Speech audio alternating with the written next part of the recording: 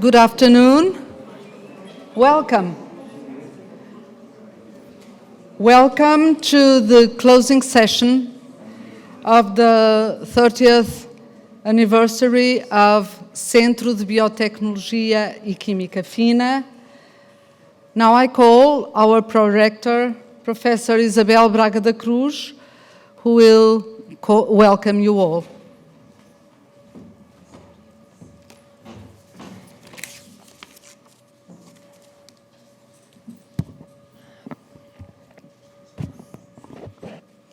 Good afternoon, Professora Manuela Pintado, Director of the Biotechnology Research Center of Fine Chemistry.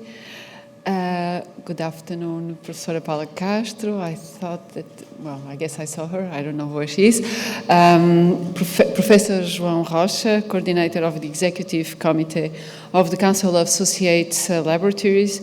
Dr. Gunter Pauli, invited speaker of today, guests and partner institutions of Escola Superior de Biotecnologia, to all the faculty of ESB, professors, researchers, students, staff.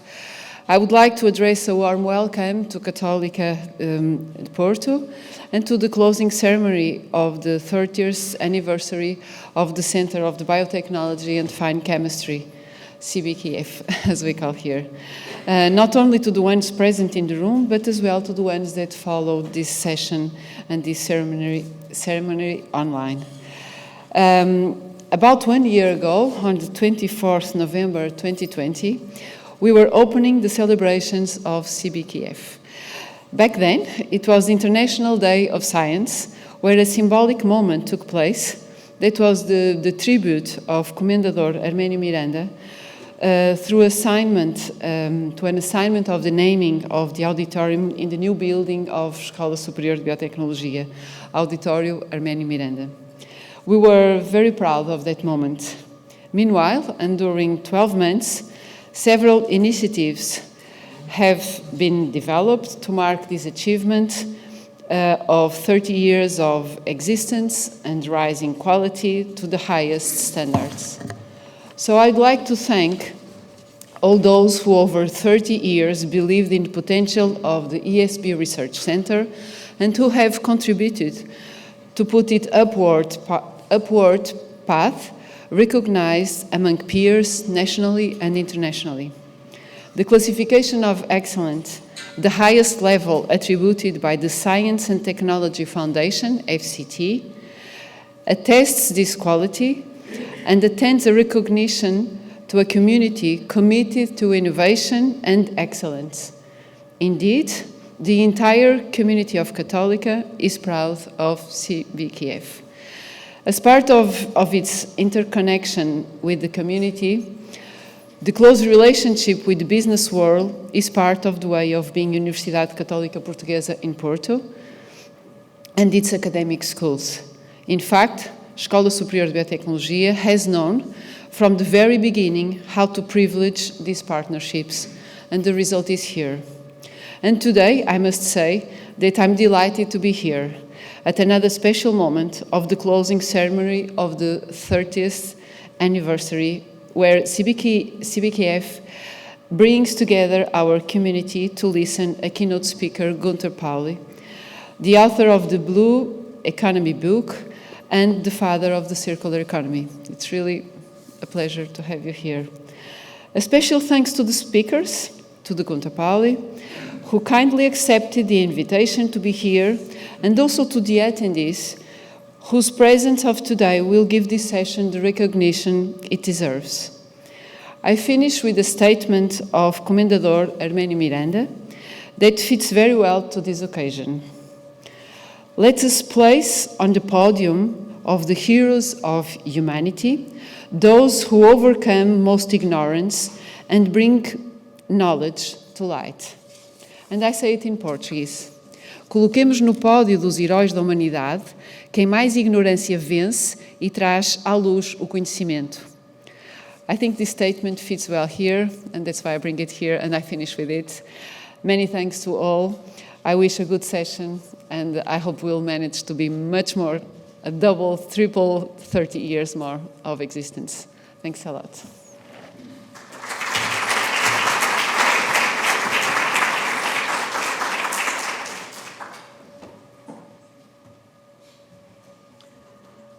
Now, since the Vice Rector, Peter Hannenberg, is unable to be physically here with us, we are going to show a message that he sent to CBQF.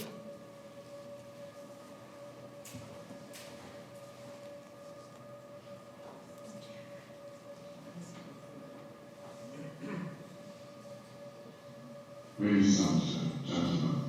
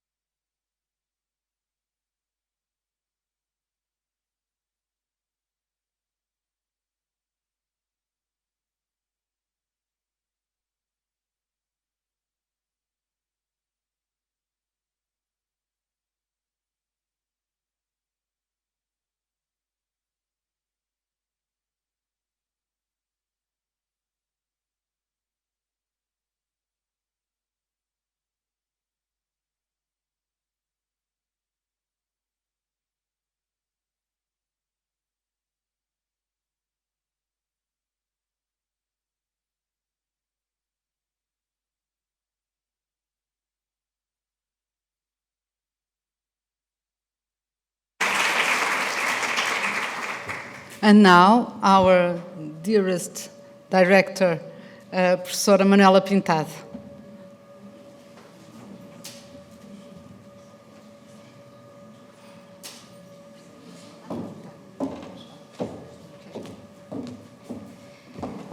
Hello, good afternoon. It's a pleasure to me to be here after 1 year, where after starting our celebrations in November, it's a really pleasure to be here. First of all, I want to thank all of you that in this auditorium and online is celebrating with us these 30 years. So thank you so much for taking your time. Today it's a difficult time at 5 p.m., but I want to thank you, all of you. Second, I would like to thank also our prorector, and thanks director also for supporting always our research and helping us to have this research center. Then I would like to thank also, and I'll thank you better in a better way, to Gunter Pauli, but also thanking for being today with us. It's a pleasure, and I think you can contribute a lot for advising us with your circularity and regeneration. And I also want to thank João Rocha for helping and supporting us as coordinator of Associated Laboratories, and also to being here today. It's a pleasure to receive you here. Thank you. So I want also to thank our advisory board that is here today. They were traveling to be here, and we'll have meetings tomorrow, but you came one day before to join us in our celebration, so thank you so much. So I'll try to briefly summarize. I hope this is maybe here? No? I'm seeing the presentation, but not there. Okay, good.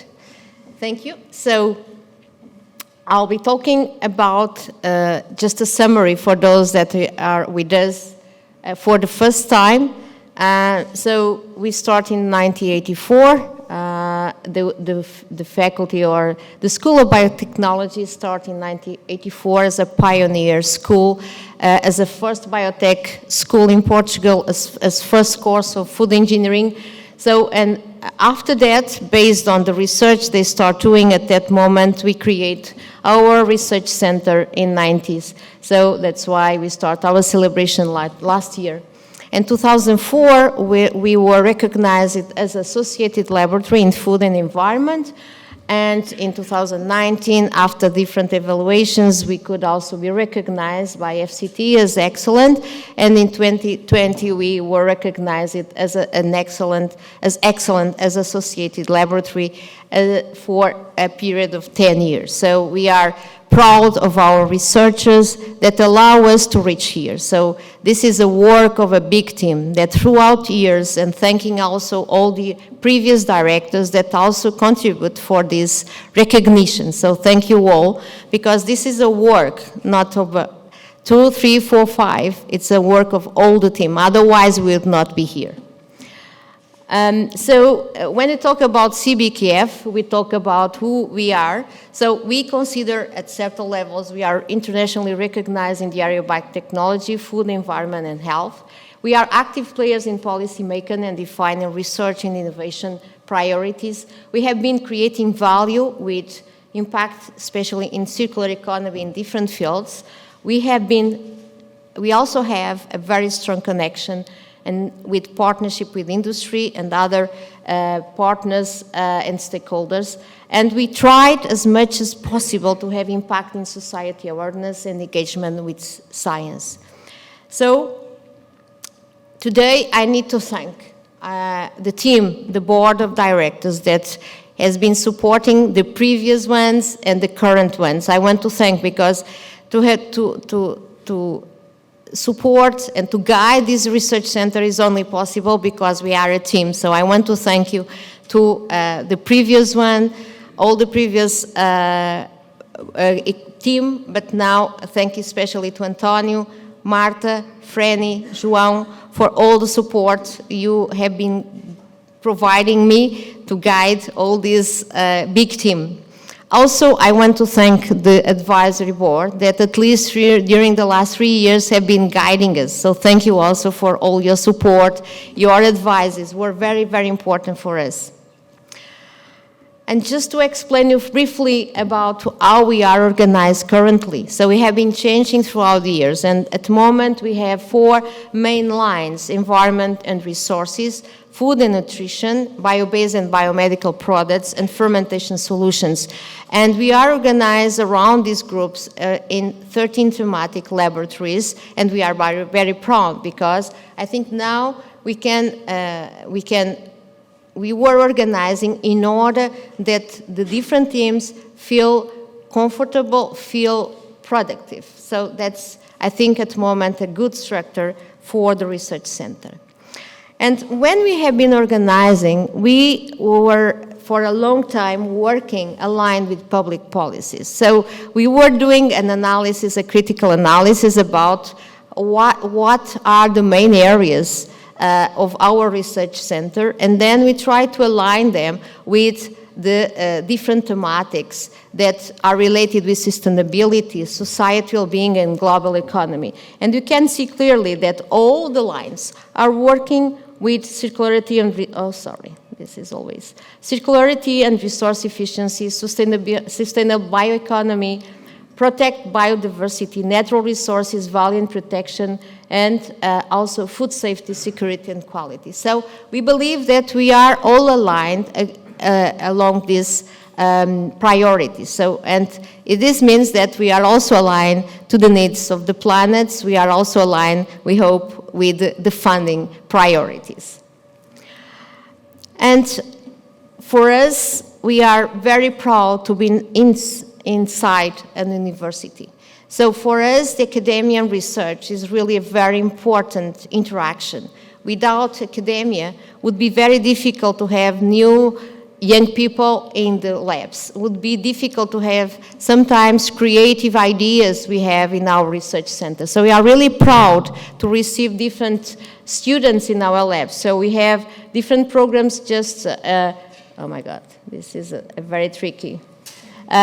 Different students from undergraduate courses. We have this year, oh my God, this year we have, no, I need to train better. It's different from mine. And we have, in 2020, we had 55 PhD students. Currently, we have 67 PhD students, and of course, different master students. So this is our team too. So they make part of the team, of the ideas, of the creativity of the research center. So they are really important for us. And also all the researchers that are integrated in our CBQF. So at the moment we are 229, so almost 2020, and we have approximately 112 research with PhD, and of course the remaining without PhD. So these faces are in fact who is doing all the work, is doing the great job with our research center. So today we want to reinforce our thanking for all your support, all your ideas. So we are really proud of our team. Scientific recognition, sometimes it's difficult to say what is this. In fact, we have international standards, we have impact measures, but here we want to highlight a very important point. We try to publish as much as possible, and always we try to do it with the highest quality. So, in fact, we try to publish in the best journals in order to highlight that we are in the trends, we are publishing with the highest quality. But for us, the most important thing is also collaboration. Collaboration is probably one of our most important DNA aspects in our research center. As you can see, in general, we have 86% of our publication is under collaboration with other national research centers or international centers. And for us is also an opportunity because we have been interacting the last 5 years with 109 international partners and with 55 different countries. So this is, for me, what is doing research, is interaction, is exchanging ideas, is to do mobility. So it's really a very important aspect for our research center. And then, of course, all this research, we can do it because we have funding. So we tried throughout the years growing in the funding to support this big research team. And I think there have been a lot of work. I think all the recognition also for the researchers that were working hard to get this money. So in fact, we have been increasing in the last 5 years around 21 million euros of competitive funding. And of course, excluding the integrated human resources that in average per year represents about 2 million in our research center. Also, collaboration with the industry. So we will see that we'll be talking a lot in collaboration. Collaboration, as I was mentioned, is in fact one of the most important. So for all the partners that are here today with us, so thank you, because you are part of this house. And also collaboration with the industry, trying to have and transform what we are doing, trying to have impact in the economy and society is really important for us.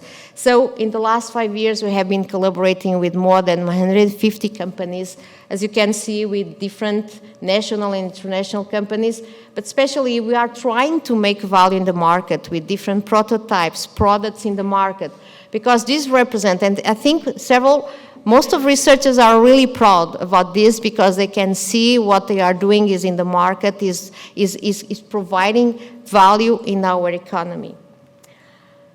Also, we tried for the last years to stimulate students, PhD students, other researchers, trying to patent and thinking about the value of their research, and before they publish, to try to make this patent. So, in fact, the first stage was to stimulate patent submission, and in fact, we have been increasing a lot in the last years. Now we are in the stage where we want to valorize these patents, and it's a way also to do with partnerships because we need also make value from this, also for a return for the researchers.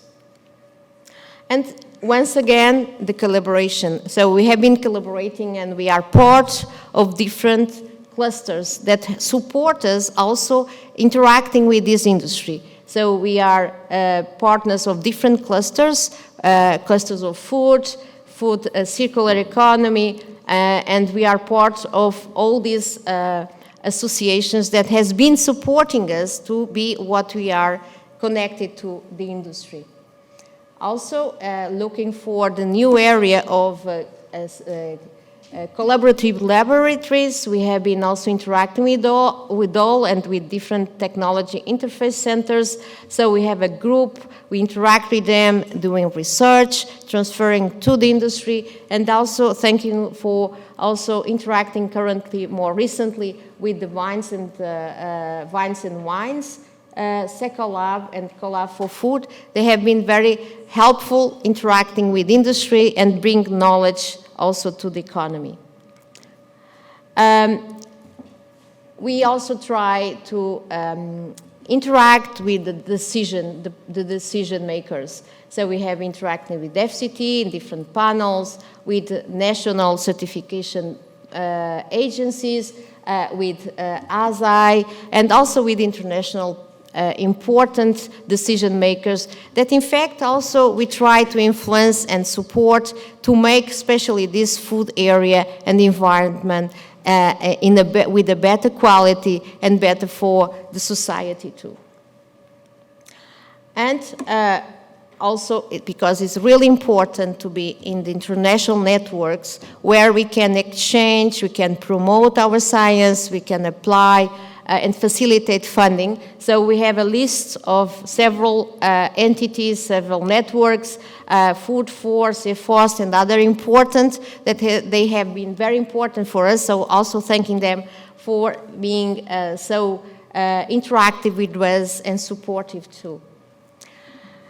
because science for us is also to be in the community. So for a long time, together with ESB, with the School of Biotechnology, we have been interacting with several schools. It's important to start taking the science to the schools, otherwise we need to influence the new generations. So we have been interacting with different programs. We were for a long time the only research center interacting with the Olympiads of Biotechnology, and we have been interacting with different programs with the schools. As you can see, in the last 5 years, receiving more than 30,000 students or interacting with them through our research center together with ESB.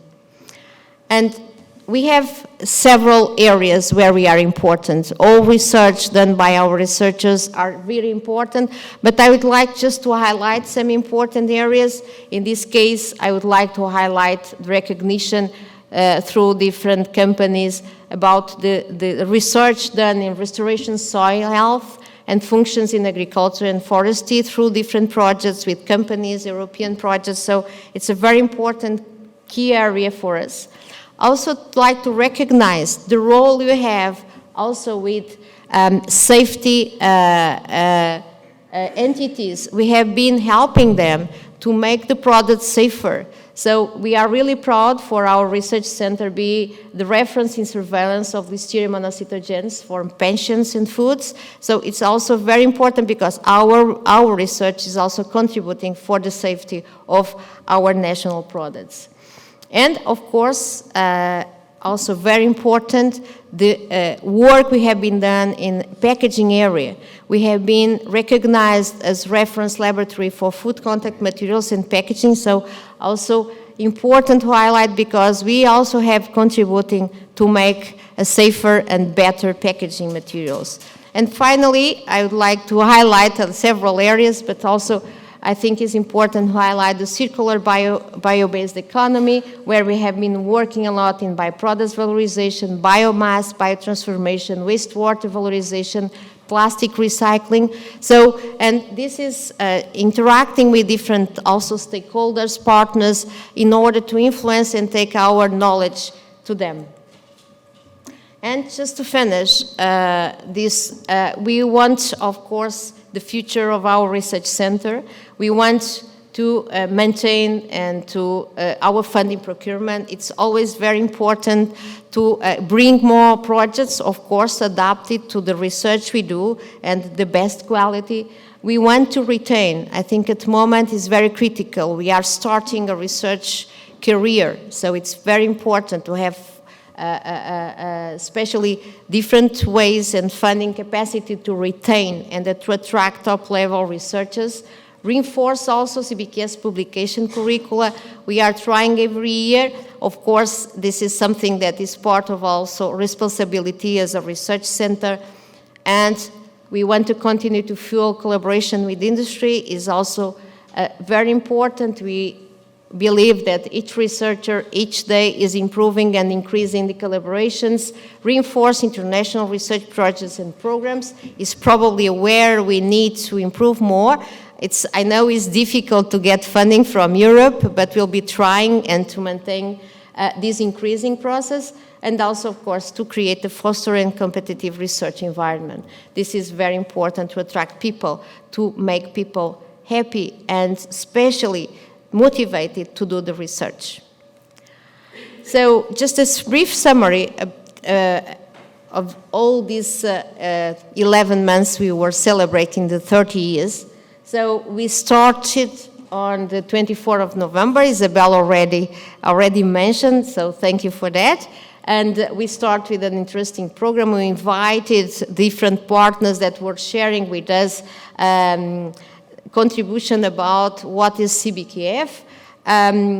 Then we had a cycle of seminars during the year. We tried to cover all the areas of our research center. So we had EdStrop with human health and One Health Continuum. We had also Said Sane with digital health through signal processing and artificial intelligence. We had Mark here today, thank Mark, resource recovery from municipal wastewater treatment. We also had company Raizen, Geobiogas, the role of advanced biofuels in global energy transition with Rafaela Gomes. We also had Marco Della Rosa talking about post-COVID challenges in food processing and value chains. And to finish, the last one was Emery's, that also tried to demonstrate how to launch 13 new bioproducts in 10 years by Kirsten and Michael Level. So we want to thank all. What's very important, we have been maintained all the last Thursdays of the month were always with a special partner talking and joining to our research center. And also to finish, we also had to create, so for the first step, I would like to thank especially to Antonio, Couto, and to Raquel and the rest of the team that were helping us to implement this cycle of seminars. Also, we have been implementing, we try to make a story about, in the illustration about CBQF then and now in equipment. So we had old equipments that we try, and so we did a comparison about what was several years ago and what is now. So it's a very important effort from Raquel. Thank you, Raquel. It was a great job. So we had some pictures. We could create a very interesting, you can find it in our website. And also because I think research is also a very important human aspect. So we tried also to engage the children, and we request to the researchers to ask their kids to make a draw about what they think about as my parent is a scientist. So we had a very interesting draw where they tried to express how they feel. I think all of them were good, nothing so bad, but I think they are proud about their parents as researchers. So I think for me this is the message you could take from these draws. So also thank you, Raquel, and all the parents that dedicate and try to bring these draws to celebrate CBQF. And to finish, this is the last day of our celebration of this 30 years. So I want now to thank, and I want to announce Gunter Pauli that will be delighting us with the talk. Gunter Pauli, I think, is very famous. I'm going to try. This is a very summarized CV of Gunter. He was the founder and chairman of PPA Holding and more than 10 other companies. He was also the founder and CEO of European Service Industries Forum, Secretary General of the European Business Press Federation, founder and president of Foundation Mozart Belgican, chairman and president of ECOVER, and advisor to the rector of the United States University in Tokyo.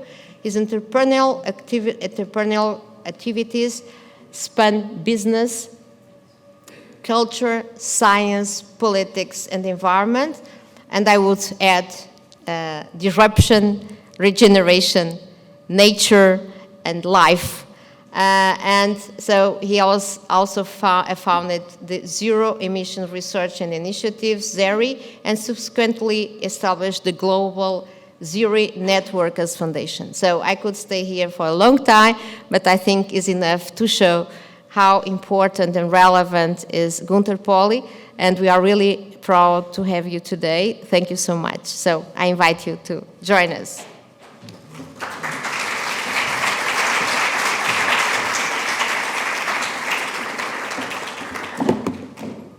Thank you very much, Manuela, and thank you for having invited me. When you're saying that I am the father of circularity, let me correct you, I'm probably the grandfather. I have double the age, more than double the age of your center, so permit me to basically admit that I've come to the stage in life where I could be considered grandfather, even if 6 of my children still have not had a grandchild produced to me. I am still very keen on being able to maintain the vigor and the interest and the dynamics. And let me first of all join all the others who've congratulated you, Manuela, for the extraordinary work of you, your team, and the extraordinary work that is still ahead of you. I mean, we have to be very careful. When you're 30, you're barely started. So there's a lot of work before you and a lot of responsibility on your shoulders, and you know that. And sometimes I see that you're carrying it with grace. So, Manuela, thank you so much for that. When I'm standing here, and it's my third conference in less than 24 hours in this institution, let me guarantee you what you've heard, what you will hear, you have not heard before. I find the most boring thing as a speaker is that you have to listen to yourself.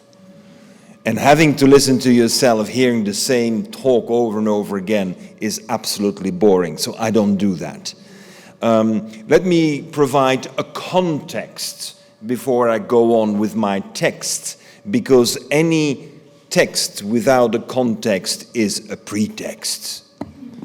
So here is my context. I'm a member of the board of the Vatican's Foundation on Science and Belief, Senza e Fe. I've been a member of the board of the Vatican specially designed foundation that is looking at how do we reconcile our ethics, our beliefs with the research we're doing.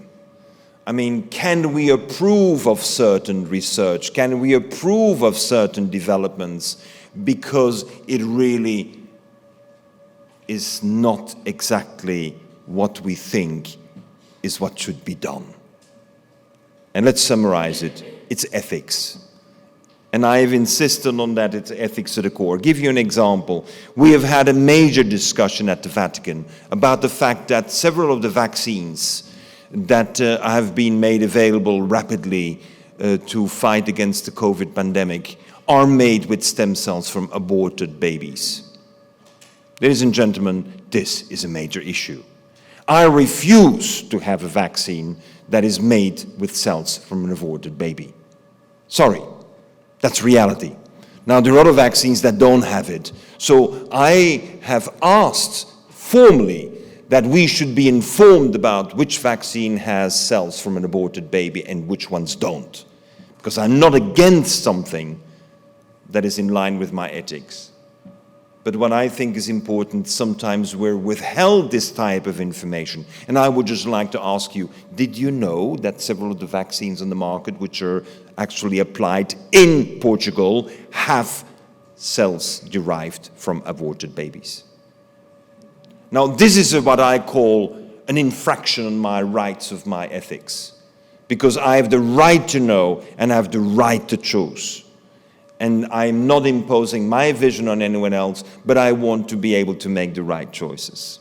So that, as an opening, gives you a little bit my combative style. I mean, and sometimes we have to say things that are not easily said and not regularly mentioned. And therefore, we need leadership in what I would call science. We need science, and the science needs to be in coherence with our fundamental beliefs. Second, let me tell you a little story about a father of science and the father of the natural sciences. His name is Fibonacci. Who knows the Fibonacci code? Who does not know the Fibonacci code? Thank you.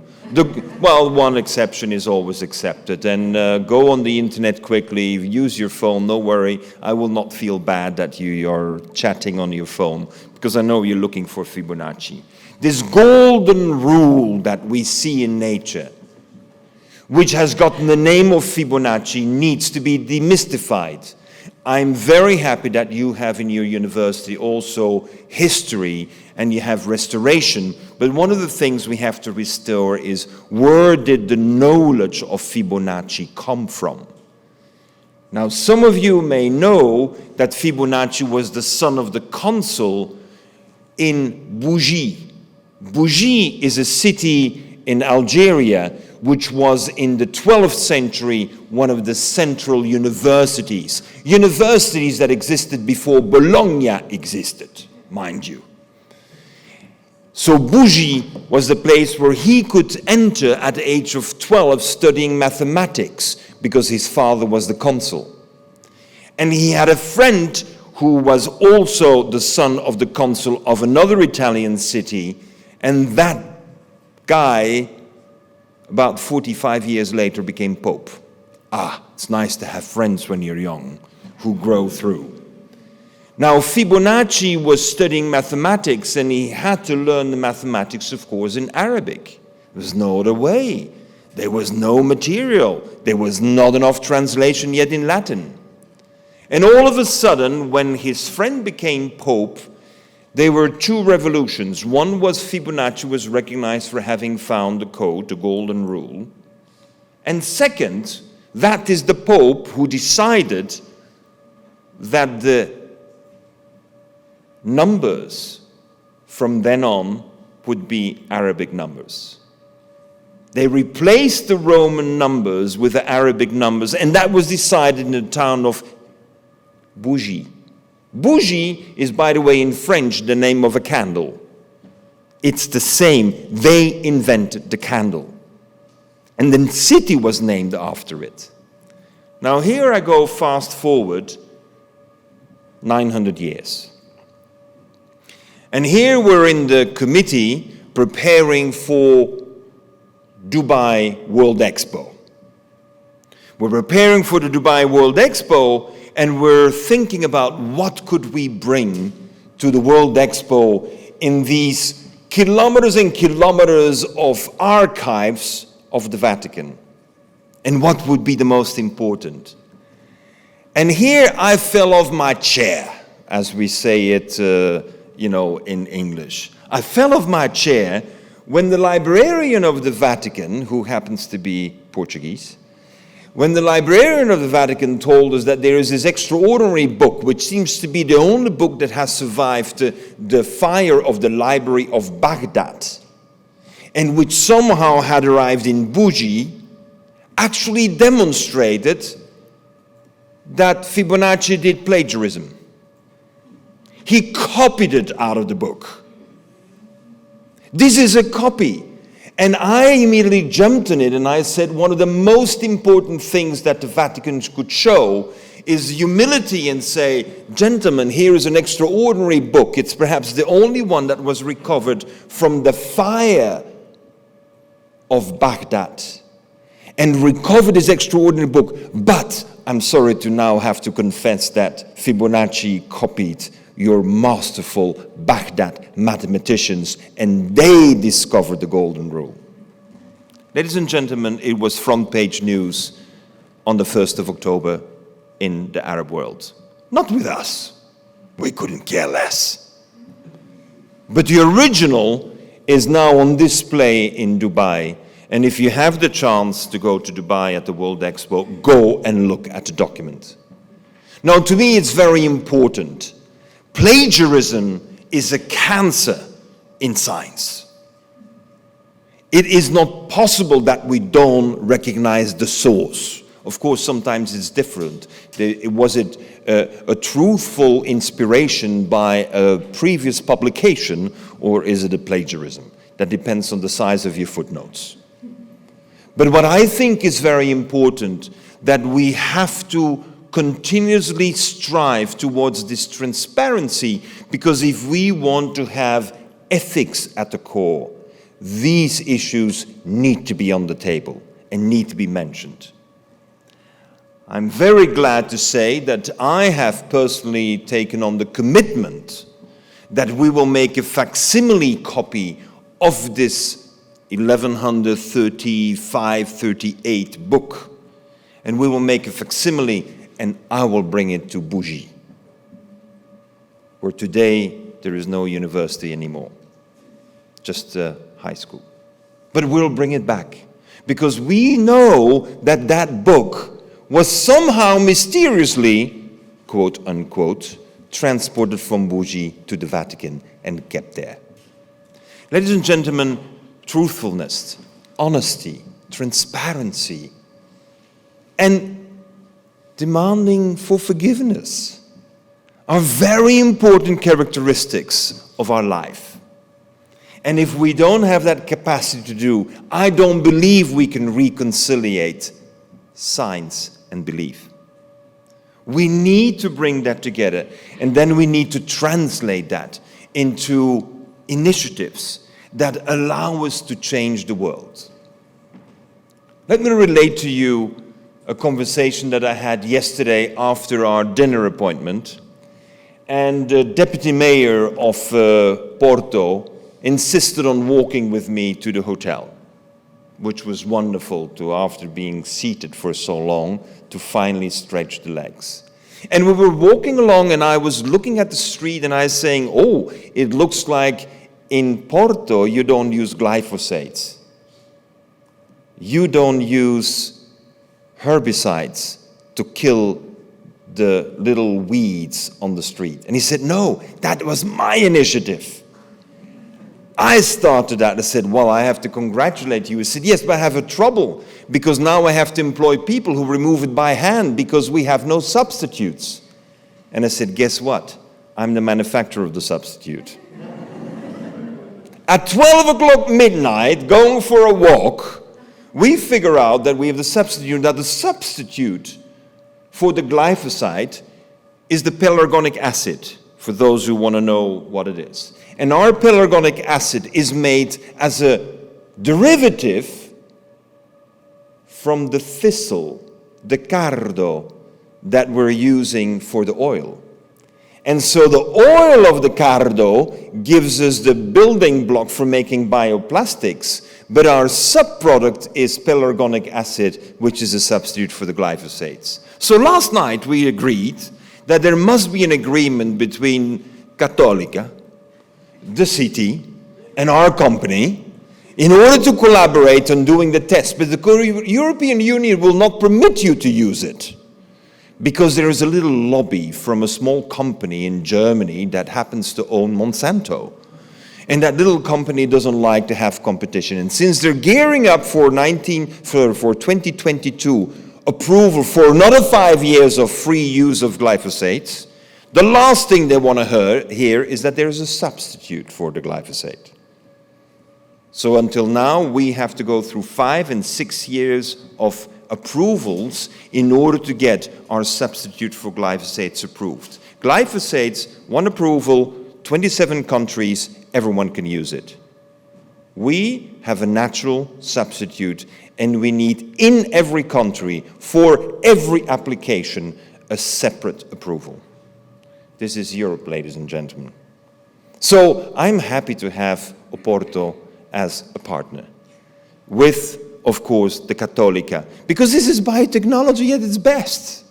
This is actually substituting what has been contested around the world for many reasons. But most important reason is the arrogance that is behind this multinational that is continuously imposing a product where they are always claiming that there's not enough research done to prove that it is a carcinogen. Of course, we will need to do more research. But while you're doing the research and checking why this is not as bad as some people think, why don't you do the research in substituting something that is as good as it can be? Because if you have in one plant the opportunity to have the building block for your bioplastics, and the subproduct becomes a substitute for the glyphosates, then that plant will become very highly celebrated. You know cardo. Cardo is the national flower of Scotland. It's the flower of the city of Nancy. It's the inspiration of Art Deco. We need to bring these elements together and say, Porto, now it's up to you to lead. So, I'm sorry, Manuela, but we'll need to have an urgent meeting with the Deputy Mayor so we can put this into practice. Second, I would like to ask Antonio, do you have the book on coffee with you? O livro do café? Você tem? Onde está? I should have warned him that I was going to ask for my book on coffee. I would like you to show what is biotechnology, what is research on fine chemicals applied to a product. Thank you so much. As simple, I'll give it back to you. As simple as this. This is a booklet called Coffee Solutions. Coffee comes in a cherry. It's a cherry. It's not a bean. The bean is in the cherry. When you see something as red as a coffee ready for harvest, what is inside? What is red telling you as a color? Bright red. Oh, it's interesting. I never thought of red as dangerous. I thought of it as love. I mean, it's interesting, different perspective, right? But sometimes love can be dangerous. I agree. So when I see red in a fruit, I see antioxidants and beta-carotene. That's what I see. I mean, I don't need to go to Manuela's laboratory. I mean, I know. So what is interesting is that the industry of coffee has no interest in the red. It only has an interest in the bean. And the bean has become an industry of its own. But the flesh is discarded. I mean, talking about a waste. The flesh, which is cascara and mucílago, the cascara is full of antioxidants. Actually, our researchers demonstrated that the flesh of the coffee has the highest concentration of antioxidants of any fruit, 10 times more than the goji berry, triple turmeric. Spinach doesn't even come close. I mean, so what we realized is that we have a bomb of antioxidants which is being destroyed at the moment by the chemicals. Because the greatest attack on a coffee is not an insect, but a fungus. And as a result, this fungus obsession has led to the design of a series of control mechanisms. I use it very euphemistically, it's control mechanisms. And these control mechanisms result in a very simple fact, that whatever you have in there is to be destroyed.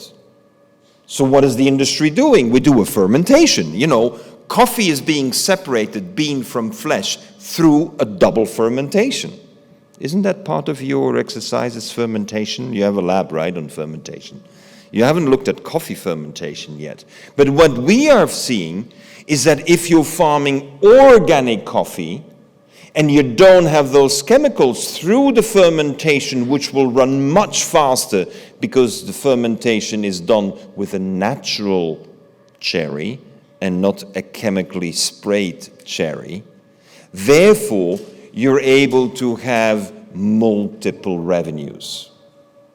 Ladies and gentlemen, today, we are the first producers in the world of a solid coffee that is made with the whole cherry.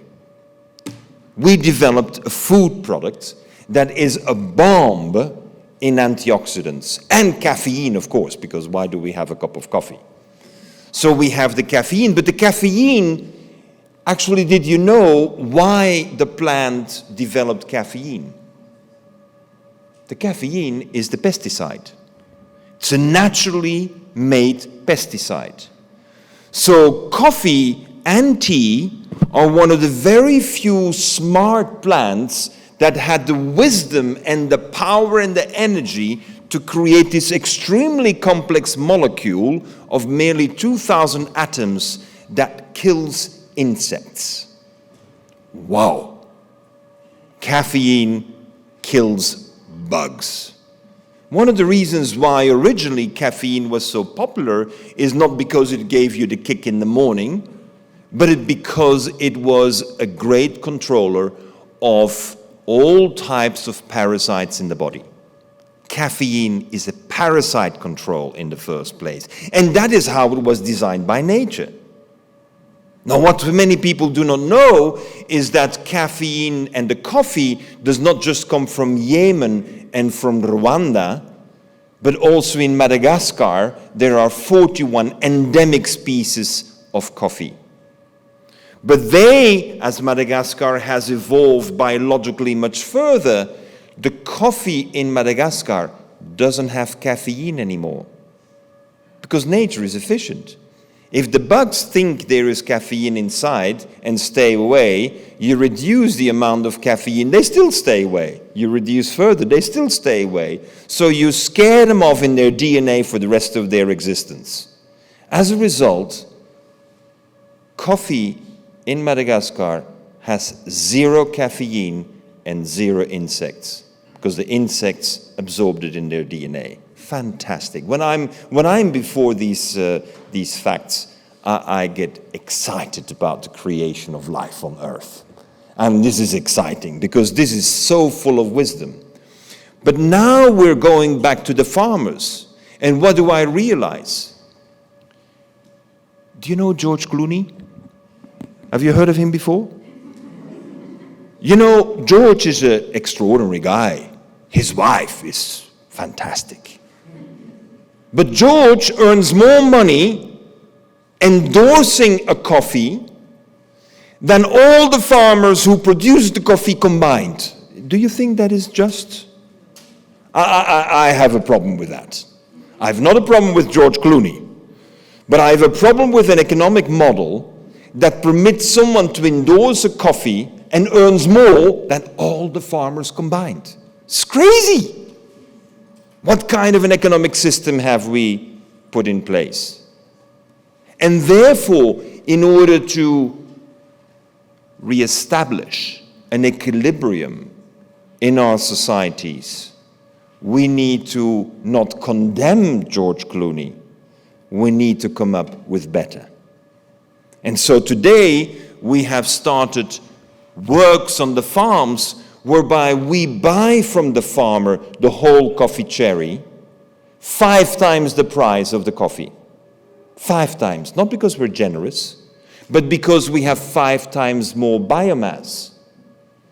And the money that the farmer is earning extra, he's requested to co-invest a part of it in regenerating more forests. We expect any hectare of coffee to have at least 60 different trees. It's shade-grown coffee with 60 different trees. If you have 60 different trees, who's coming? The bees and the birds. Now, we are not interested in having highly productive bees, from Europe and or from Africa. We want only the bees from the local biodiversity, and these are the meliponas. So we are reintroducing meliponas, because the melipona is the one that creates the highest productivity of honey production as a medicine. Melipona honey as a medicine is what is of interest to us, particularly for the eye medicine. You see how we do combine biodiversity with medicine, with knowledge about chemistry, fine chemistry, and how we now are able to regenerate biodiversity forests and change the production system and the cultivation system from a monoculture with chemistry to a pluriculture that thrives on biodiversity. Ladies and gentlemen, this is how we design the future. Because on top of that, the product that we're having, I don't have it with me, if you have a small little bar of coffee, solid coffee, and you pay €1 for it, 10 grams, and it gives you the same amount of caffeine as an espresso, but on top of that, it gives you about 10 times more antioxidants you could ever get in any other products. And you pay €1 for it. €1 means per ton how much? €100,000. All at once, the value-added generation of the coffee is 100,000 tons. You know the world market price for coffee? $620. And if you're organic certified, you may get 850. And here we're talking about a value generation of 100,000. That basically means we're doing 100 times better than the present economic system is capable of doing. Ladies and gentlemen, that is why I wrote this little book. I made it a little book because making a big book, no, it's a small idea, but it's very practical. And this is how I believe that we have a merger of our commitment to biodiversity. And the commitment of biodiversity to me is a commitment to life. Because life's resilience depends on a thriving environment of biodiversity. If you don't have the thriving biodiversity surrounding you, like a forest, and if you're not able to focus on getting the best out of the forest, like the coffee bean and the melipona, or honey, then we're not creating the best for the future. The melipona to me is one of those magical products. I was in Colombia just 10 days ago, and I worked there with the farmers and had 3 of my sons with me. They're 7, 11, and 12. And I wanted each one of them to have a couple meliponas in their pocket. Melipona in the pocket. How can you do that? They're bees. Well, they're the bees from Latin America. They don't sting. They're stingless bees.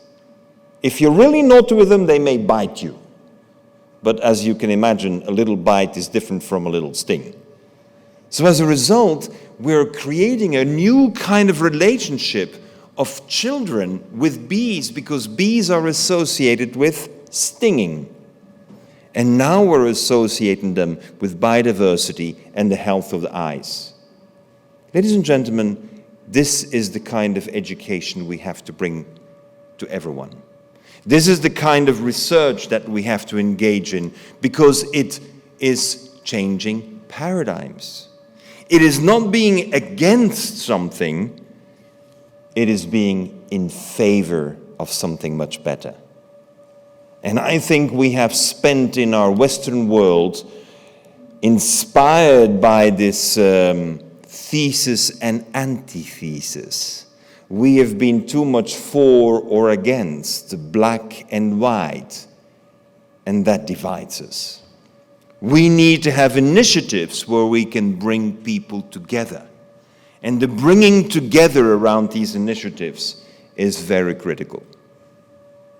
Let me talk about another technology that, again, sets the stage for a complete new type of innovation. In the year 2000, I was working in Germany at the World Expo, and we organized for the first time in history live concerts of whales with musicians in Germany. So we had hydrophones in the Pacific Ocean, we had the whales coming by chasing females, and in order to chase, they sing. And we captured their sound, we transmitted it over the satellite, and we had them sing. That was my introduction to the hydrophone. We started working more and more on artificial intelligence with a research team, and we started to understand better and better how we can filter sound in the sea. Because we know in the laws of physics that the transmission of sound in a high-density environment is much different from a low-density environment like the air. But I'm committed to regenerating life in the ocean. And regenerating life in the ocean means that I must be able to hear life in the ocean. So our first research we've been doing in the country of Mauritius in the Indian Ocean is to start listening to the language of the sperm whales. Any of you has been swimming with sperm whales? Now, the sperm whales, they have 40 different languages. The sperm whales of the Indian Ocean speak a different language than the sperm whales in the Pacific or in the Caribbean. Different languages. We now have recorded the difference of the languages, and we know that when the mother is saying, I'm going down fishing, auntie, please take care of my baby, we have now that recorded. And they speak in syllables, beautifully. So now we, for the first time, start recognizing that there is an intelligence amongst animals and they're able to speak to each other. And they are speaking to each other. And for the first time, we start to grasp what they are saying. We already built up a vocabulary of more than 600 words that the sperm whales are using to give each other's instructions and to come to an agreement on where to swim. Isn't this fascinating? So when I'm working in China and I ask my students, which are children in elementary and middle school, and I ask the children, which language do you want to learn? English or the language of the sperm whales? What do you think the children respond? Sperm whales. Who's interested in talking to the Americans? I mean, for them it seems like a waste of time. Talking to the sperm whales, wow, now we're talking serious. And this comes to, I think, the new phase of science. I call that new phase of science, I call it the post-quantum physics. We have to come to a science where spirituality is also part of science. We have to take into account that things are happening that we do not understand. But as we are learning from the sperm whales, as we're learning how this is going, we actually are seeing grand new opportunities to regenerate life, to be proactive, to be wise. So now I'm going fast forward to different researches that we're doing. And mind you, I have 3,000 people in the network. So we're doing a lot of crazy research we often cannot talk about because people will ridicule me when I talk about it. But here is the latest research, building on that year 2000 experience, fast forward 21 years. We're now equipping hydrophones. We have an experimental boat and we are equipping the hydrophones. And we're filtering all the sound to be able to hear only the heartbeat. Do you agree that when there is life, there's a heartbeat? When you hear a heartbeat, there's life? So if you jump into the water, I can actually filter around you and I can have your weight, your size measured by your heartbeat. That's hydrophones with artificial intelligence today. Now we can do calculations and we can zero in on a sardine. The only one that brings us a lot of confusion is the octopus. It's got 7 hearts. I mean, we know that when we get some very strange senses going around, it's the octopus with its 7 hearts and everyone's got confused. What I think is important is that we see new sciences coming up. And we believe that we can do management of fish stocks based on sound, artificial intelligence. We can actually differentiate male and female by listening to the heart. It is fascinating where science is taking us. And I especially take all these examples because it has nothing to do with the internet, has nothing to do with cryptocurrencies, has nothing to do with Facebook and social media. It is real science that's deploying itself before our eyes, and very few people are aware of it.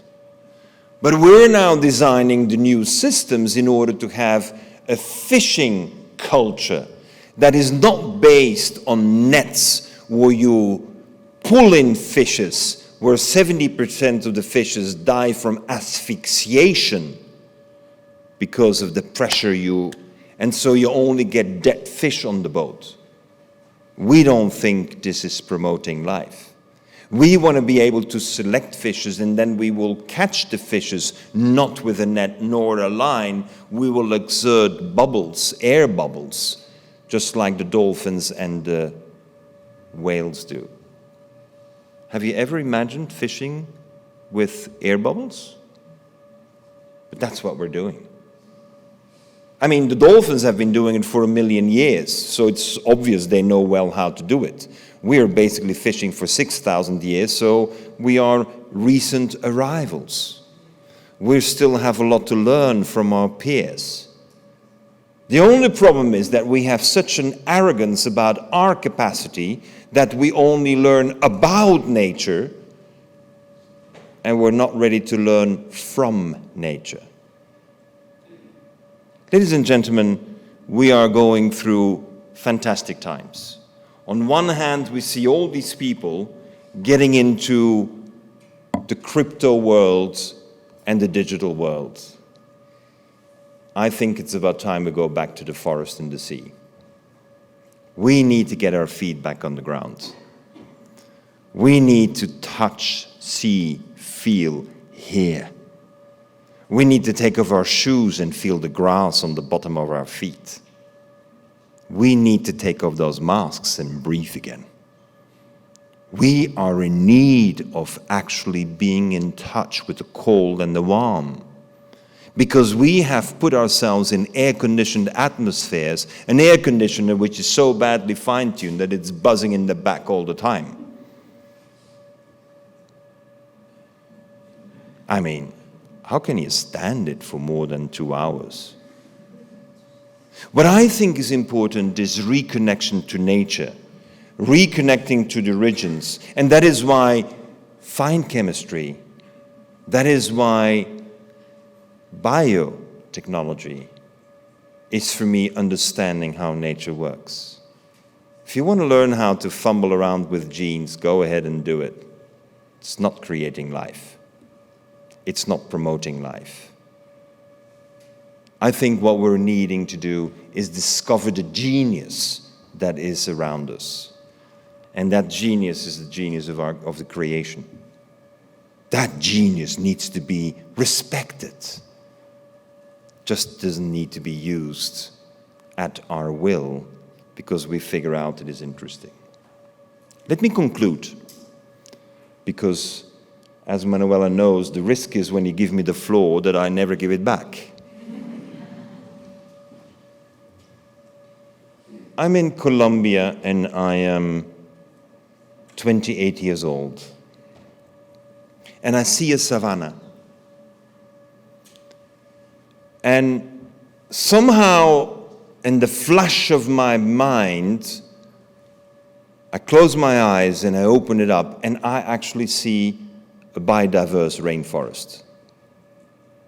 And people say, but it's a savanna. That rainforest was destroyed by the Spanish colonizers 250 years ago. I said, but nature always knows how to come back. And they said, and in this case, there is no coming back. When someone tells me it's not possible, then I'm interested. If they tell me it is possible, I suggest you do it. So we looked at the small parts of the savanna where there were trees growing, and we sat down and we observed the trees. And we wondered, how come this tree is so vibrant in color and is so resistant to rain and wind, whereas everything else, the soil is eroded. And that is where I understood for the first time in my life as an economist, because I'm trained as an economist, and economics is not science. I agree with that. I saw for the first time the power of the law of physics. If you have a tree that covers the soil, then you have shade. You're protected from ultraviolet. But if I don't have a tree, then the sun is beating the soil. And at that moment, the temperature of the soil is higher than the temperature of the rain. And when the delta T is in favor of the rain, that means water will never percolate again. It will evaporate on the spot and never be able to pull in the micronutrients into the soil because it's all washed away because of the delta T. So we designed for the first time in history, in 1984, a regeneration of forest project whereby our goal was to have little pine trees that create cover, shade. We were ridiculed all around the board because we were not expert foresters. We actually knew nothing about forestry, but we knew how to observe nature because we were patient and perhaps because we meditate. Perhaps. Today, ladies and gentlemen, these 8,000 hectares is the only case in the world where we have regenerated biodiversity to the point that the forest stands with more than 250 different plant species. And once you have the shade, the water percolates, and that means that we could offer to the local population what was most important, drinking water. And drinking water should be for free, should not be in glass or plastic bottles. It should be offered for free, because whatever is necessary for life should be free. That's my view. So we set up a whole system to deliver water for free. We tap some of the trees in order to get colophon, which is a biochemical we're using for making paint, natural paints, the gloss of the paints. And then we're extracting the turpentine, which is today used as our fuel. We're the only region in the world fully powered by turpentine tapped from the trees that we planted. We have a fuel that is zero emissions from the beginning. We have no emissions because we captured all the emissions into our trees and our topsoil. Ladies and gentlemen, what a privilege to be able to innovate and do this. It's called Las Gaviotas. You can find our videos on the internet. Las Gaviotas. But then we went a little bit further, and we decided that the local population should not only have the right to the fuel, should have the right to drinking water, but every child should be ride a bicycle. So at the age of 6, every child receives a bicycle for free. What happens to a child that rides the bicycle and drinks 3 liters of water a day? It's healthy. We have eradicated diabetes. It's the only region in Colombia where there's no diabetes. Zero. Zero diabetes. We have no gastrointestinal diseases. None. Because the water is pure and natural, filtered locally. Actually, the health of the population has become so good that we had to close the hospital for lack of patients. Ladies and gentlemen, this is sustainable development. The problem is that most people think that this is impossible. Yes, it took us 25 years. Yes, it took a while. But what I want to share with you is that with your understanding of nature, with the capacity to grasp from the atom and the electron to the ecosystem, and the economic model that goes with it. Once you start grasping the different elements as a team of multidisciplinary researchers, you will sense the power and the enthusiasm to turn this world into Eden it was supposed to be. Thank you very much.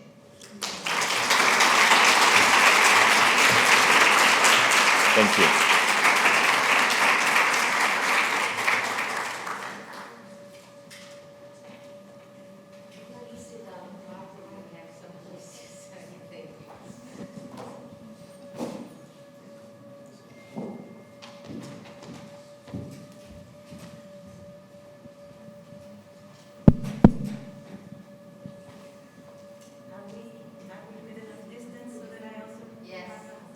Perfectly. Can everybody hear me? This one, yes. Thank you so much. I think we are all I think I can speak in the name of all of us to say that we are completely overwhelmed and inspired by all the examples that you've provided here today. And myself also being inspired by your talk. I'm here just to open the floor for discussions. I have very many questions I would like to ask, but unfortunately we don't have a lot of time. But I would like to start by providing the context. And this is 30 years ago. So 30 years ago, George Clooney started getting famous in the NBC TV series ER. And we had a questionable choice in music and in fashion. People were not yet familiar with concepts of sustainability and circular economy. And we move forward 30 years because this is what we're celebrating here today.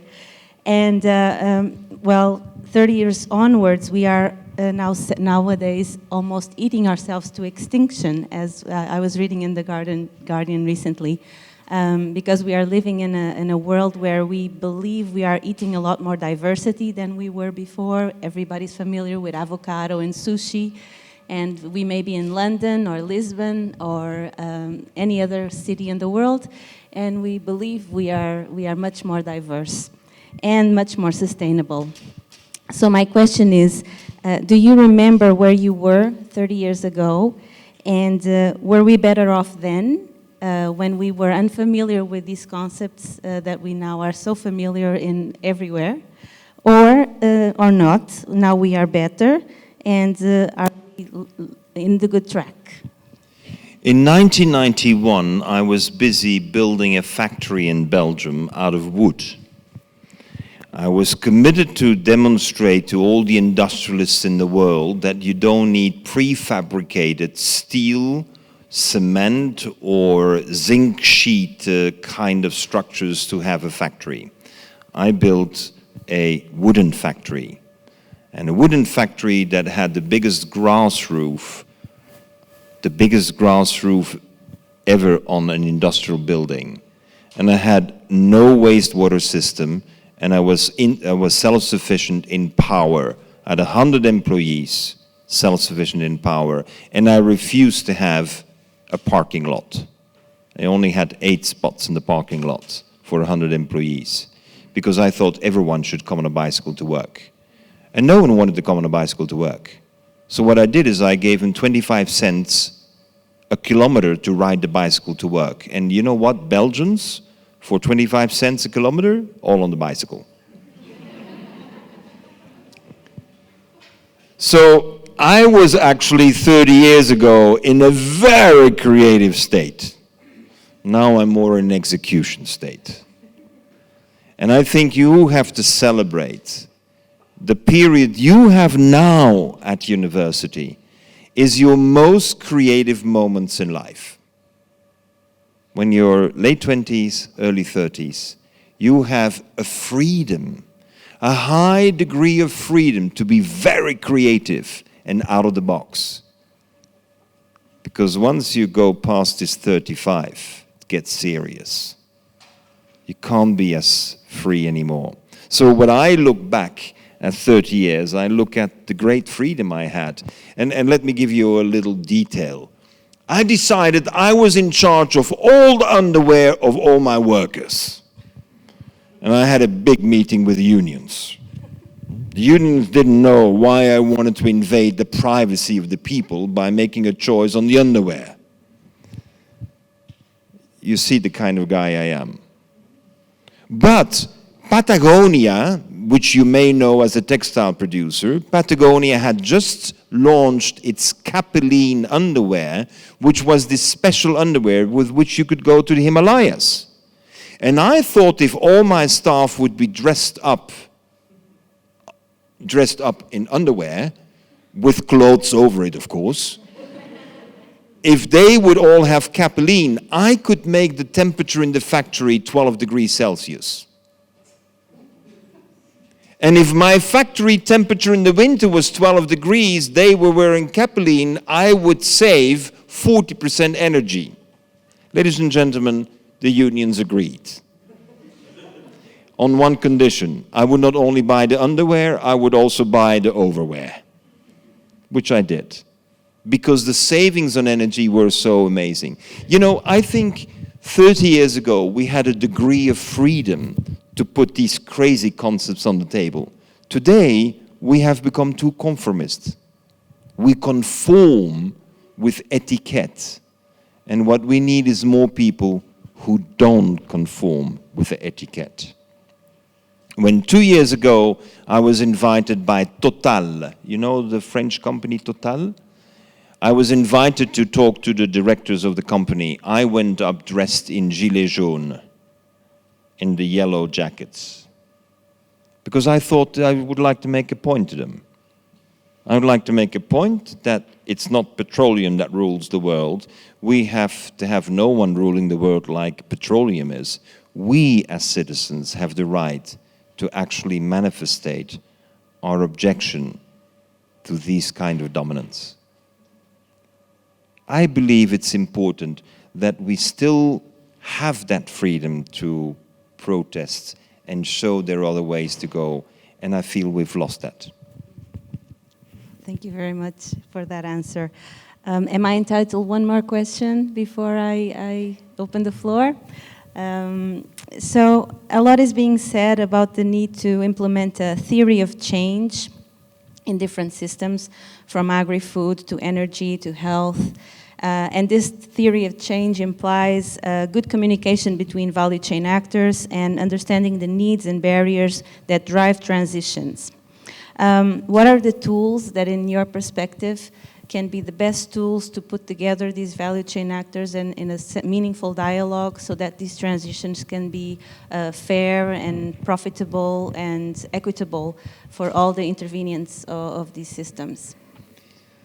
So my strategy is very simple. You just do it.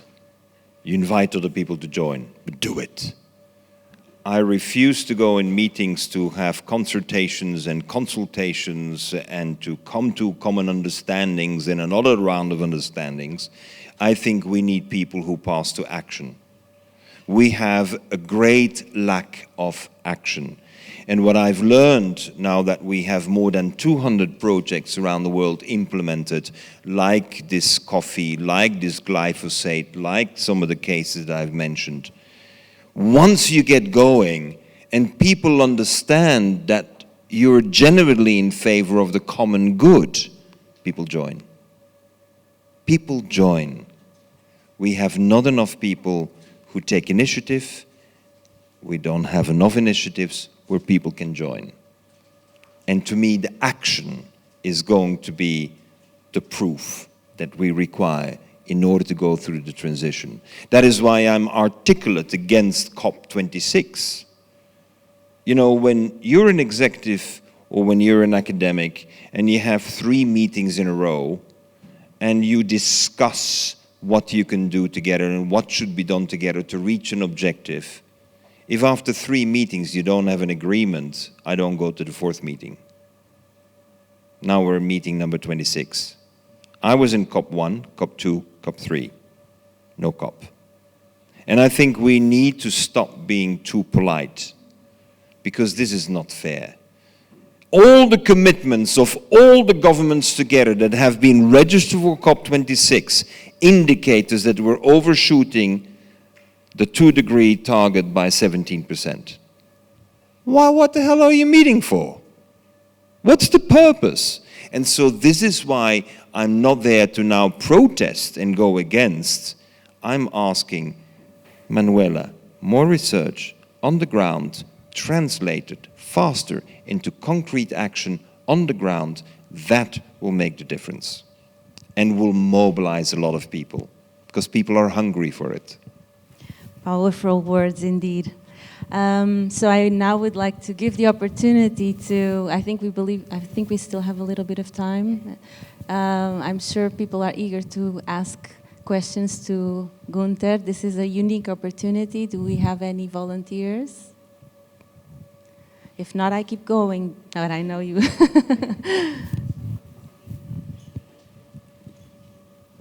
Oh, we have already two questions in the audience. Yeah, you just told Manuela to do more. What would you advise to do the universities different in order to get people more active? What would be do you think there should be a different educational program or different aspects in the education? I'm not sure if I understood the question, because there is really a big humming sound behind me, and it's not bees. Even here. Even there. So what can I suggest? And we had a very interesting meeting, and I thank you for that, Manuela, for having invited me to the meeting and look together what could be a catalyst in doing more. And I think one of it is to very explicitly articulate what are your standards for your research. Are you saying in your research that you're in favor of promoting life? For example, the purpose is to promote life. And how do we translate that? You know, I think you need to have some bold statements that will attract a select group of people, because they will clearly identify with your objective, philosophical objective. I think second, to have a communication which is not based on Elsevier magazine and Springer. A communication that reaches out to the people. Science has been too much of an exclusive way of talking to each other. We need to translate. I've suggested you make a documentary on your biosilicon. Make a documentary, make a movie. You know, dramatize it. Because the world is in a world of drama, and if you're communicating through Elsevier and Springer, you may have 100 references after a good lobby, but hey, let's be honest, you haven't changed the world. And we need to have communications become a critical part. I mean, these are two little suggestions. I also believe that when you have very clear targets, like I have articulated in my organization since 1989, that the starting point of anything we do is zero waste and zero emissions. That has been my credibility. Because if you state zero emissions and zero waste, 99% of the people think you're nuts. But 1% says, I give him the benefit of the doubt. And we would like to see if that can be done. And so my first project was with beer. How can we have zero emissions beer? You can't have zero emissions beer. It's like a person who doesn't go to the toilet. If you haven't been to the toilet once a day, you're dead. So let's accept we go to the toilet, but let's not waste the waste that you leave behind in the toilet. And that's exactly the logic that we have. So to me, it is very important you have clear objectives that are without any doubt what you stand for. And if you have that clarity, sustainability is used by everyone. It's misused. Also, biotech is used by everyone. Fine chemistry used by everyone. So you need to stand out with clarity. And that's not because you're branding and going into marketing. It's because you let your heart and your soul speak for what you stand. And that will mobilize not the majority of the world, but the partners you need. That would be my suggestion. Excellent. I know we have now a negative emissions gin, Nader gin from Scotland, so maybe that's an inspiration for beer to follow Are you suit. serving it later on, or? I wish. So we have another question in the audience. Right there. Thank you very much, Gunter, for your excellent discussion. It kept me off my emails, so it must have been good. Have you had projects that just haven't worked over the years? And when do you pull the plug on those? If you've had projects that haven't worked through the years, and is that... I have no failures. But I need to qualify. Because we are not stuck in the time. Let me explain. I have a project where we're redesigning diapers. Diapers, you know. We're redesigning diapers, and we're doing that for more than 10 years.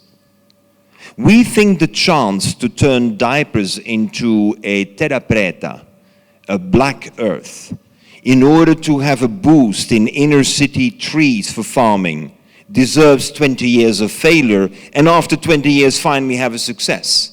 You know, failure is a failure because we impose success within a short period of time.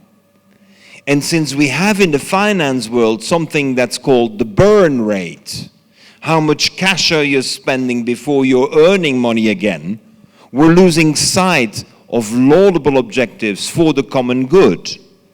So to me, I have quite a few projects where we needed more than 20 years to finally come to a result. And it would have been considered, rightfully so, by the traditional economic analysis as a failure. But when I go for an objective that needs to be achieved, I will keep on going till we succeed.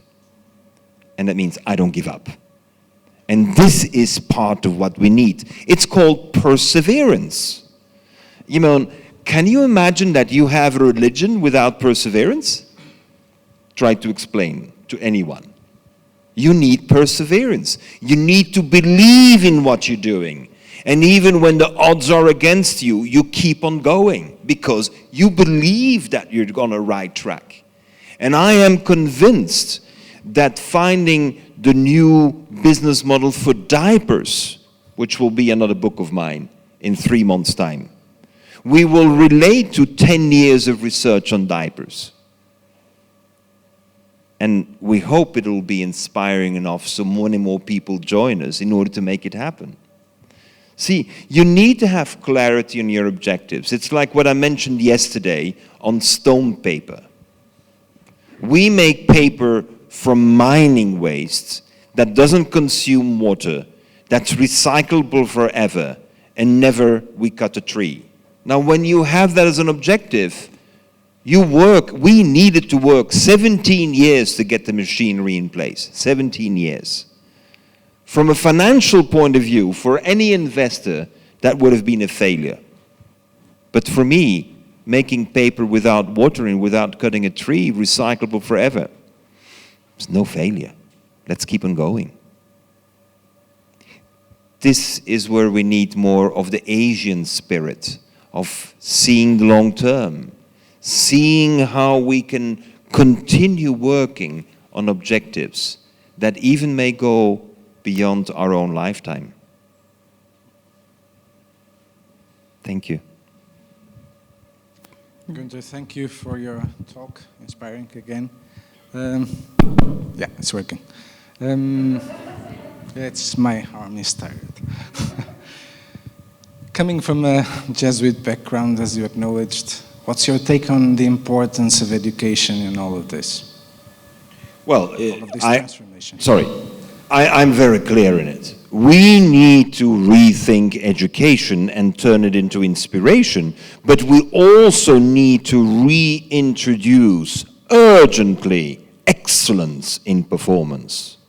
I mean, we have democratized education to the point that there is hardly any chance for a couple people to shine.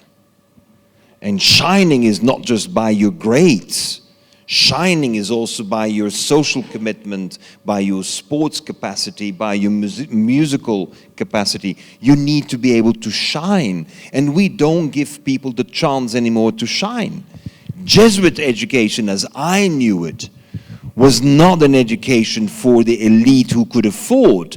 It was an identification of the people with a commitment to society, a commitment to do the common good. And that's gone. I mean, we have a little elective course on ethics. Yes, I know you're teaching ethics here and there. But it's not at the core. And it's not your performance and your contribution to society. And I'm not saying everyone needs to be a priest. I'm not a priest.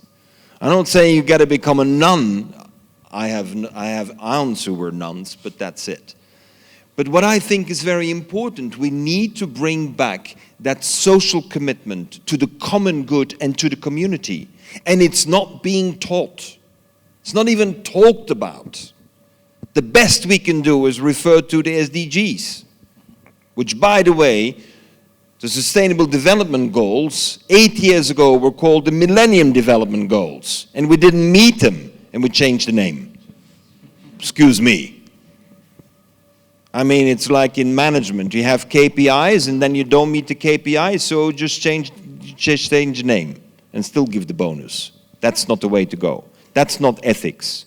That's not performance. So I am looking forward, and and at the Vatican, I am very articulate. And when I had my public conference before 2,000 Jesuits with the Black Pope on education, I accused the Jesuits of having let down the educational system because they wanted to level out and they didn't want to be considered as elite.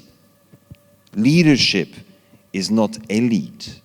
Leadership in action for the good of the commons is a responsibility we assume because we feel that we should assume that responsibility. Wonderful. Do we have time for a final question, perhaps, or maybe two more? I thought I saw a hand raised somewhere in the middle. Yes, there. Yes. Thank you. Is it okay? Of course.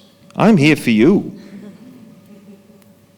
I have no appointment. My next appointment is tomorrow morning, 5 o'clock to the airport. That's the only one. In between, I'm free. I'm sorry, I'm not inviting to go partying tonight, okay? I'm not ready for that. Sorry. So, first of all, thank you very much for your lecture. It was very enlightening, and also for the work that you've been doing. I would like to ask, you mentioned the importance of translating our scientific jargon and taking it to the larger audience to get them involved. My question is more on, well, you mentioned the use of drama because it's important to get people involved.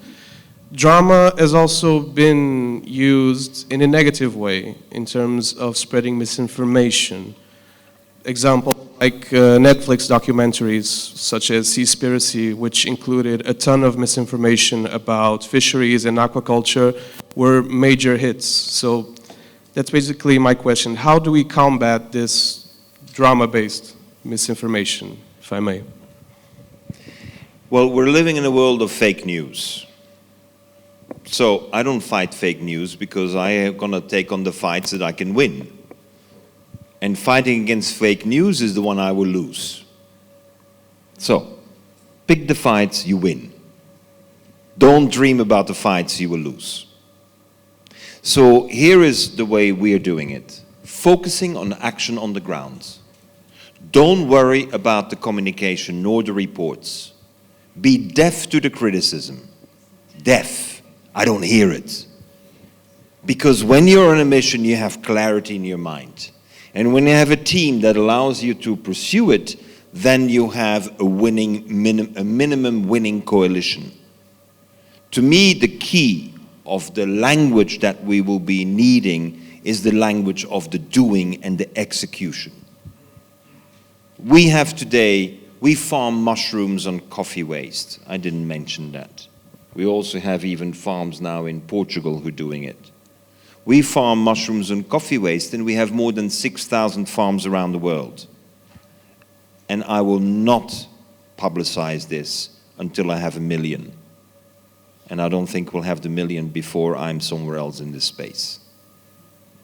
We need to silently pursue the objectives and not worry neither about the fake news nor the critique or the disbelief we encounter. We need to stay on path. This is not a conspiracy and a counter-conspiracy. This is about getting down to work and doing things that matter. And what matters to the world today is being able to respond to the basic needs of everyone, people and the living species in nature. We need to be able to respond to the basic needs, and we can't do it anymore. Loss of biodiversity, 80%. poverty on the rise, suicide rates going through the roof. That is the hard reality we're seeing today. So if we don't have a group of people sticking to the good and the common good, we are going to lose our time fighting fake news. And I don't want to lose that fight. Very good.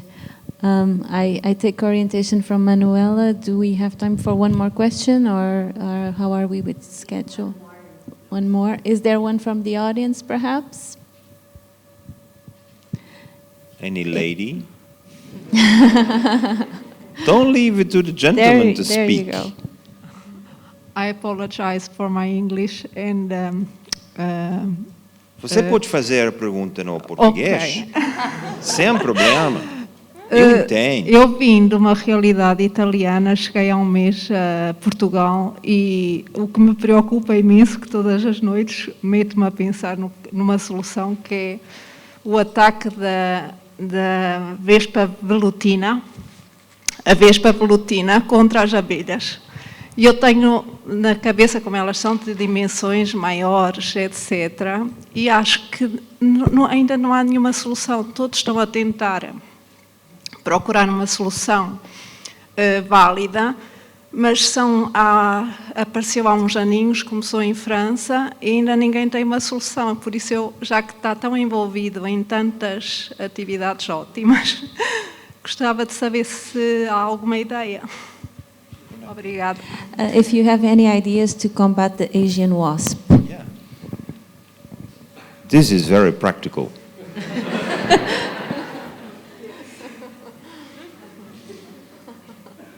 You know, I always suggest that when you have an insect that invades you and that doesn't have its predator, the first thing you don't do is invent a predator. Don't do that.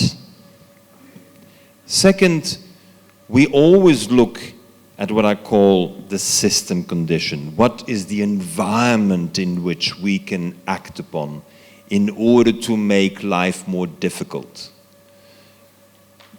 And let me draw a parallel with the Melipona. The Melipona has been exterminated nearly all around the world by the introduction of the African bees or the European mix with bees. They have attacked the Melipona. The only way we could get the Melipona back is to get the Melipona back into our hearts. Now, this doesn't sound very scientific, I know. But when the Melipona can be put in your pocket, and when children know that this is a friend, and they develop this relationship with this little bee that has a colony of only a couple hundred bees, which you can carry in your pocket, you change the relationship between the human being and that little bee. Europe has still no Melipona because the use of DDT killed the last Meliponas in 1961 across Europe. They're gone. In Latin America, there are a few pockets left. But we know that biodiversity always bounces back when you take it into your heart. And so the heart usually comes from the children, because the children relate to these species very differently than the adults. The adult sees the danger, the child sees the beauty and sees the play, because play is very important. So in my view, you cannot combat the Asian wasp unless you combat the way we're introducing children to nature. And so this is a very philosophical answer, but we know that when the children start understanding the kind of errors that we have made by introducing so many species that don't make any sense whatsoever, then we will also start understanding the ecosystem conditions that may allow us to make life difficult for the wasp. Thank you. Thank you.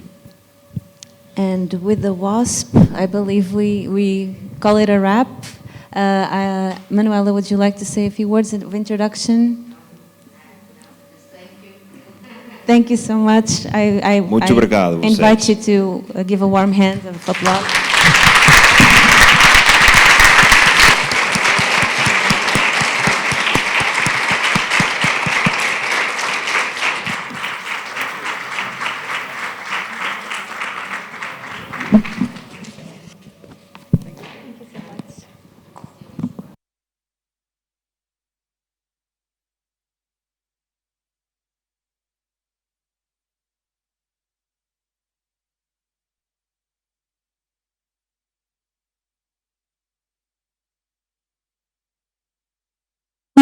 I ask you just to stay for a few more minutes because we have the closing words by Professor João Rocha. Could you please come to the stage and... Thank you so much.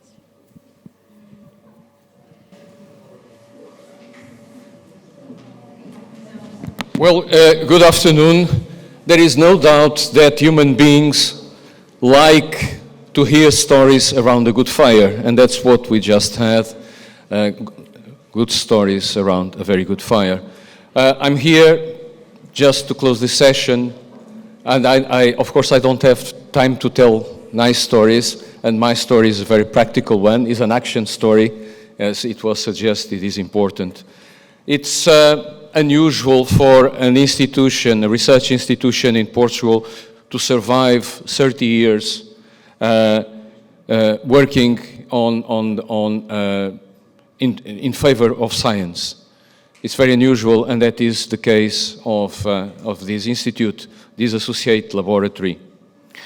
Now, I am representing the Council of Associated Laboratories. This is a bottom-up initiative of now 40 research institutions across the country. This was not, we were not mandated by governments or whatever. This was simply, as I said, a bottom-up initiative. Now, the first set of associated laboratories was created in 2001. We're talking about some 10 laboratories or so.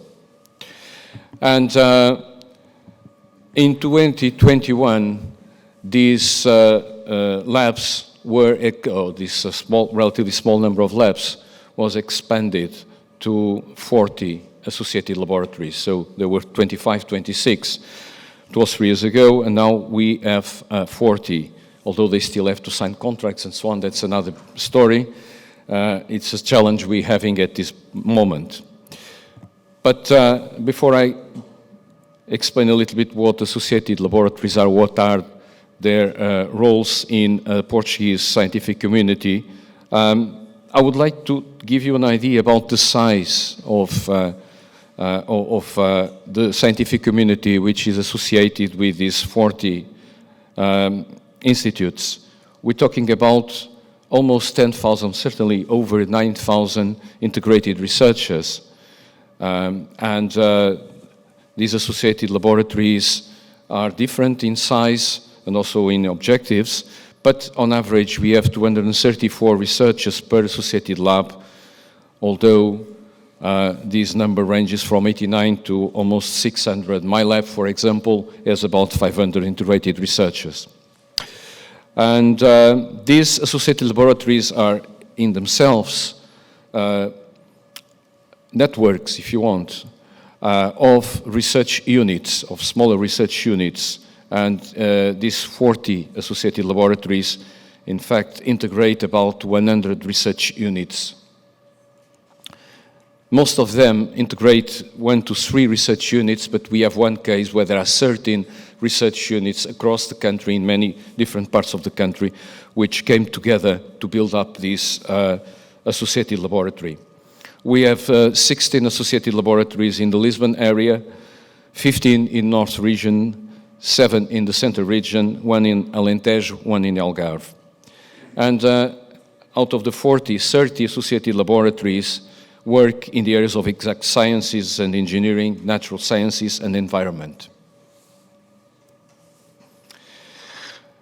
Now, the total annual funding provided by the National Science Foundation, FCT, for the period 2021-2025, and this comprises both the amount of money that is awarded directly to the research units, plus a supplement which is given to the Associated Laboratories Consortium, is around 77 million euros per year, which is just above 8,000 euros per researcher, which is indeed a very small amount, but it's an important amount.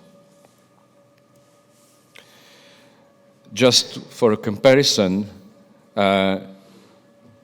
we are now, these associated laboratories draw from European Union funding about on average, 22% of their budget.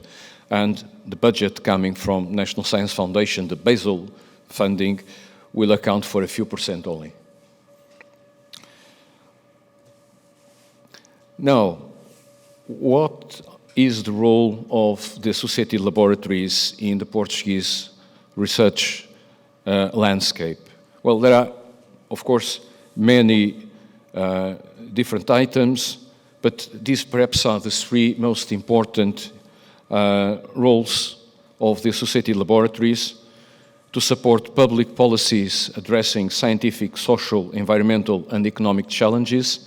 So this means associated laboratories have also in their mission assisting governments, local governments, the central government in devising policies which can at some point benefit the people on the streets.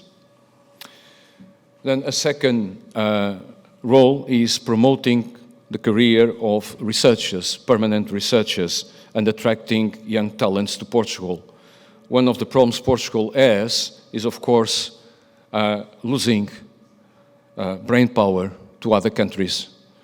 We cannot often compete in terms of salaries with what other countries can pay, and so there is a brain drain, or there used to be at least, and these associated laboratories are instrumental in keeping in the country our brains, our best brains.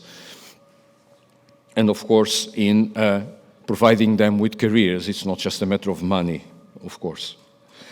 And then, of course, the associated laboratories also have, as part of their mission, putting Portuguese research in the world map. This means, of course, excellent research, international networking, and fundraising, particularly from European Union.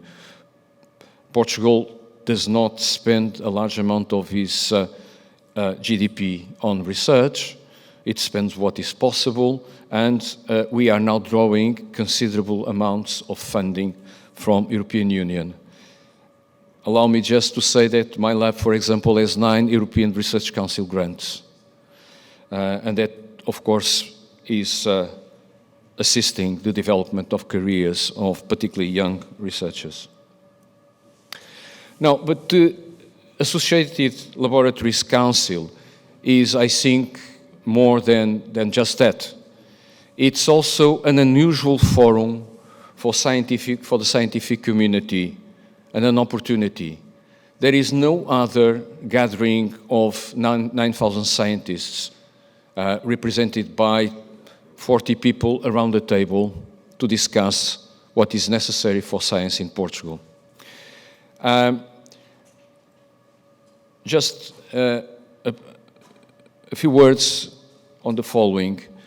The first coordinator of the Scientific Council Laboratory was Professor João Santiago, who everybody knows well, and the second was Professor Quintanilha, also well known, and the third was our colleague from José Manuel Mendonça from INESC here.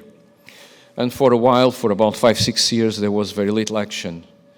And I decided to step in and try to help.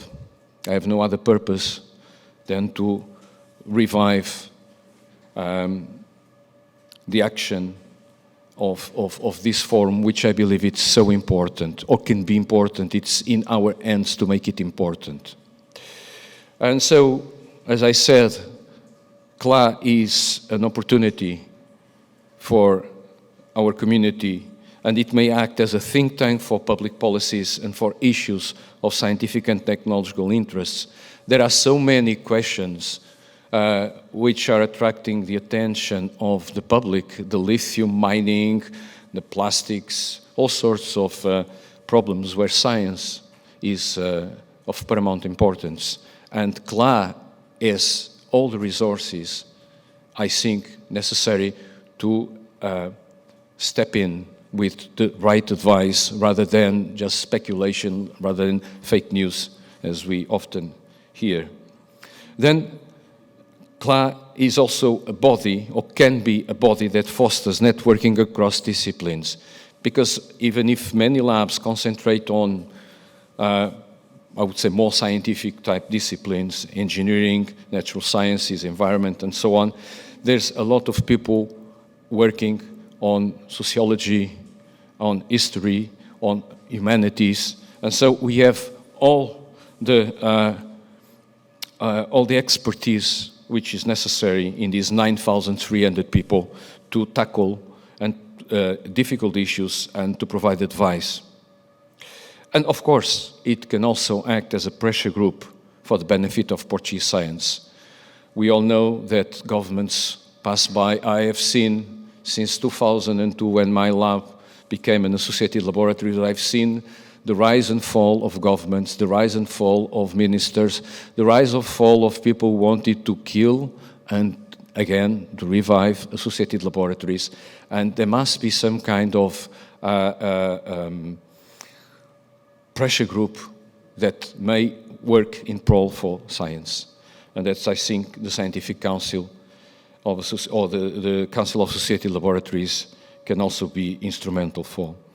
So I have nothing more to say rather than to congratulate your center for these 30 years of activity and for the future, as you mentioned.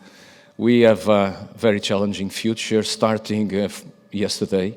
You all know why. Even today I was on the phone with the Minister of Science to make sure that the contracts, Associated Laboratories contracts, are signed. Hopefully they will. So congratulations and all the best for the future. Thank you.